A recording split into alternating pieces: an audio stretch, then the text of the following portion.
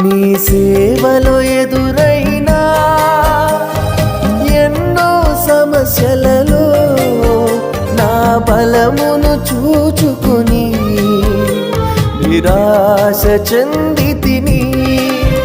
నీ సేవలో ఎదురైనా ఎన్నో సమస్యలలో నా బలమును చూచుకొని నిరాశ చెందితిని.